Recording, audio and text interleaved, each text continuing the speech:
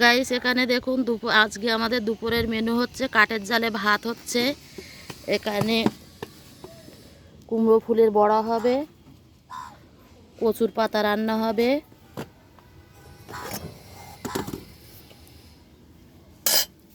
আর guys এখানে আছে tilapia মাছ। Tilapia মাছের ঝাল করব। কিভাবে কচুর পাতাটা করি আপনারা দেখতে থাকুন। গাইস এখানে আমি তেলাপিয়া মাছের ঝালের জন্য রসুন পেঁয়াজ বেটে নেব, সাথে থাকবে কাঁচা লঙ্কা। গাইস এখানে দেখুন কুমড়ো ফুলের বড়াটা করার জন্য আমি বেসন নিয়েছি, চালের গুঁড়ো, সামান্য পরিমাণে হলুদ দেব,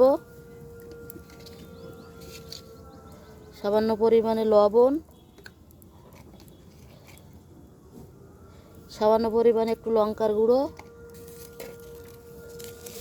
কালো জিরে, কড়াইতে দেব সাদা তেল,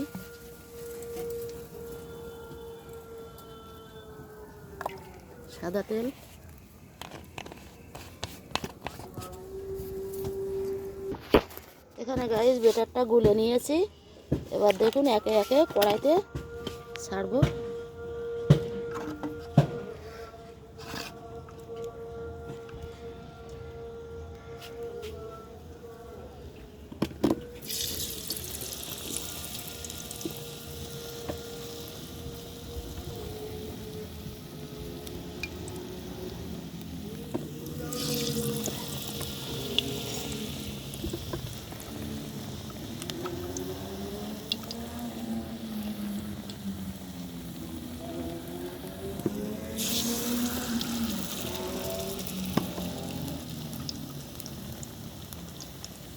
একে একে গাইস এইভাবে কড়াইতে ছেড়ে দেবো, আপনারা দেখতে থাকুন। দেখুন গাইস এখানে কুমড়ো ফুলের বড়াটা ভাজা হয়ে গেছে। একে একে আমি এইভাবে সবগুলোকে ভেজে তুলে নেব। এবারে গাইস ওই কড়াতেই আমি মাছ ভাজাটা বসিয়ে দেবো।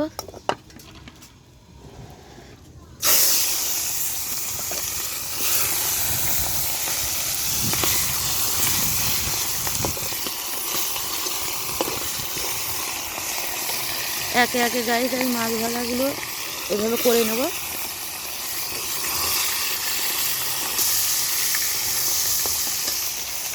আপনারা দেখতে থাকুন।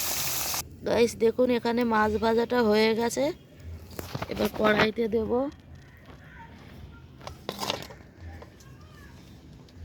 টমেটো,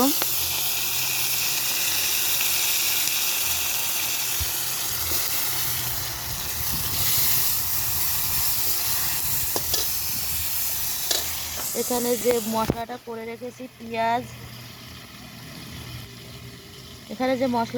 রেখেছি পেঁয়াজ, লঙ্কা রসুন এই বাটাটা দিয়ে দেবো।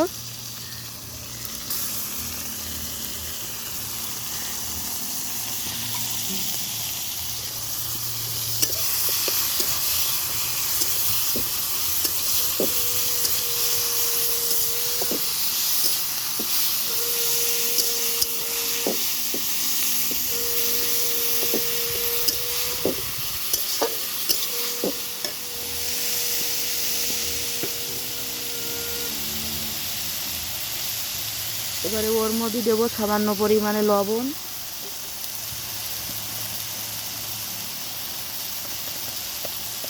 সামান্য পরিমাণে হলুদের গুঁড়ো,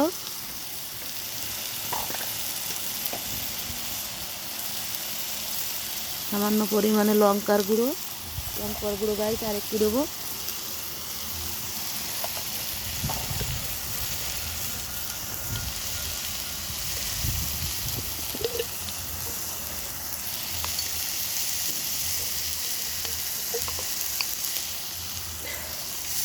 তারপরে গাইস দেবো জিরের গুঁড়ো।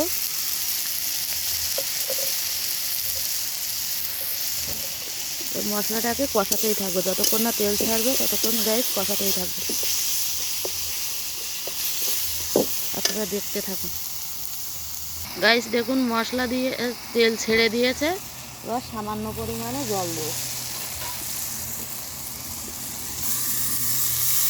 সামান্য পরিমাণে জল।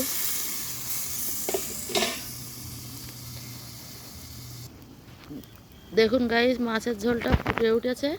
এবার ওর মধ্যে মাছগুলো একে একে দিয়ে দেবো। আরও 2 মিনিট ফোটাবো।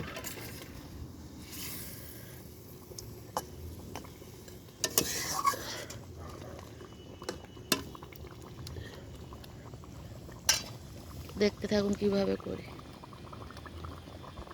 গাইস, এখানে দেখুন তেলাপিয়া মাছের ঝালটা হয়ে গেছে। লাল লাল ঝাল ঝাল করে করেছি। গাইস, এখানে দেখুন কচুর পাতাটাকে প্রথমে লবণ দিয়ে সেদ্ধ করে নিচ্ছি। দেখুন গাইস, এখানে আমি কচুর পাতাটাকে লবণ দিয়ে সেদ্ধ করে নিয়েছি। এবার কড়াইতে দেব সাদা তেল,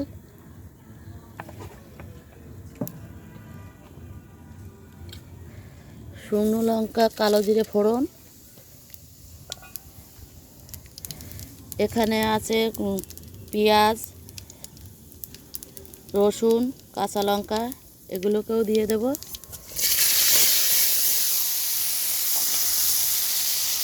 এটা ভালো করে ভেজে নিয়ে তারপরে কচুর পাতাটা এর মধ্যে দিয়ে দেব।